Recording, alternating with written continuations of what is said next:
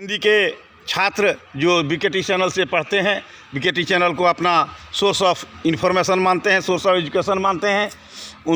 ये free of cost पढ़ाई है। एक बार 2004 ईस्वी में किसी स्कूल के डायरेक्टर ने हमसे कहा था कि भारत के टीचर फ्रांस के विद्यार्थी को पढ़ा सकता है। उस समय मैं समझ नहीं पाया कि भारत के टीचर फ्रांस के विद्यार्थी को कैसे पढ़ा सकता है।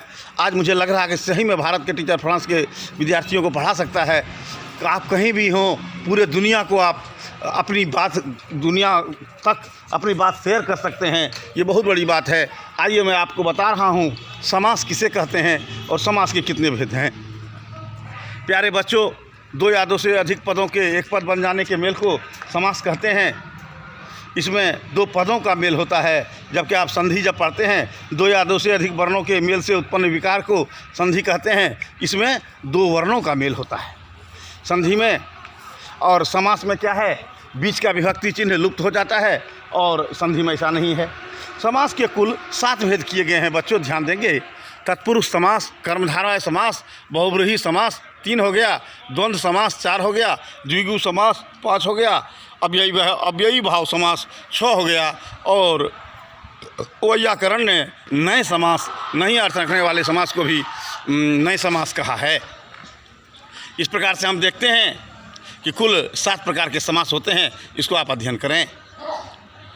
मेरे प्यारे बच्चों, मैं आपको बताना चाहता हूं कि क्रिया विशेषण किसे कहते हैं। छोटी छोटी बात मैं आप तक शेयर करना चाहता हूं।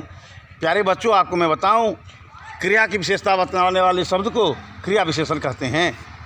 क्रिया की विशेषता बतलाने वाले शब्द को क्रिया विशेषण कहते हैं। इसी को जब आप अंग्रेजी में पढ़ते हैं, इंग्लिश ग्रामर में पढ़ते हैं, तो क्या कहते हैं, थोड़ा सा अंतर होता है। क्या अंतर होता है मैं बताना चाहूँगा। अंतर ये है कि जैसे कि वह धीरे धीरे चलता है, वहाँ चलना क्रिया है। कैसे चलता है? धीरे धीरे। तो धीरे धीरे वहाँ पर क्या है, धीरे धीरे वहाँ पर क्या है, आपको क्रिया विशेषण, वो क्रिया की विशेषता बतला रहा है कि वह कैसे चलता है। कहते हैं क्रिया विशेषण के बारे में कहा गया है, कर्ता के द्वारा किसी भी कार्य को कैसे किया गया, किस तरीके से किया गया, इसे ही हम क्रिया विशेषण कहते हैं। ये वह मंद मंद मुस्कुराता है। मुस्कुराना वहाँ मुख्य क्रिया है, उसकी विशेषता है मंद मंद। वह तेज़ी से चलता है।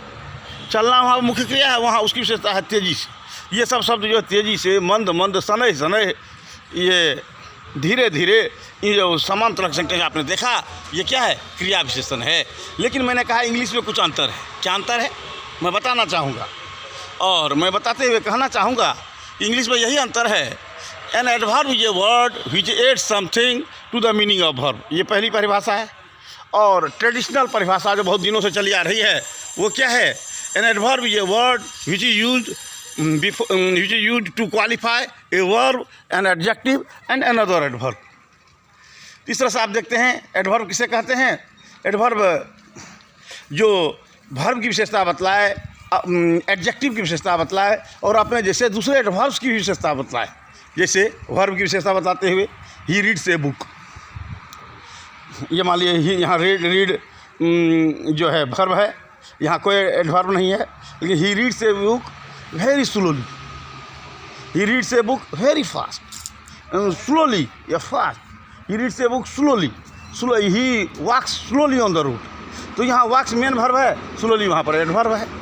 She is very beautiful, she is beautiful अगर कहते हैं तो ब्यूटीफुल एडवर्ब एडजेक्टिव है। कि सी इज़ वेरी ब्यूटीफुल कहते हैं तो ये ब्यूटीफुल जो है, ये क्या कहे, ब्यूटीफुल क्या है, वेरी ब्यूटीफुल कहते हैं। वेरी यहाँ पर एडवर्ब है। ही रन्स वेरी फास्ट, वहाँ पर फास्ट ऑलरेडी एडवर्ब था पहले, वहाँ आपने वेरी को ऐड किया, वहाँ जो है वेरी जो है एज एन एडवर्ब यूज़ किया गया। Thank you very much. ये 2 RAM का मोबाइल है, मात्र 3 मिनट का वीडियो ही इसमें हम डिस्प्ले कर सकते हैं। इतना ही कहकर मैं अपने वाणी को विराम देता हूँ। जय हिंद, जय भारत। बीकेटी चैनल को, बीकेटी सर चैनल को सब्सक्राइब करें। Thank you.